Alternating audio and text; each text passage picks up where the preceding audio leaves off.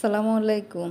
বান বাইরার ফুলা ১০০ টাকা তোলা। কি লেগে এই কথাটা কইছি দেখছেন নাকি? আয়োজন চলতেছে বিয়াইন বাড়ি লেগে। যারা বিয়াইন বাড়িতে আইব মেয়েরে দেখতো তাদের জন্য এই আয়োজন। এটারে বিয়াইন আলা বিয়াইনরা যখন প্রথম মেয়ের বাড়িতে আয়ে তখন এইসব আয়োজন করন লাগে, যে মাছ মাংস সব কিছু রেডি। ফাঁকে আমরা কাজ করতে করতে অনেক টায়ার্ড হয়ে গেছি এই জন্য আমরা কিছু ফুচকা বানাইয়া খাইছি।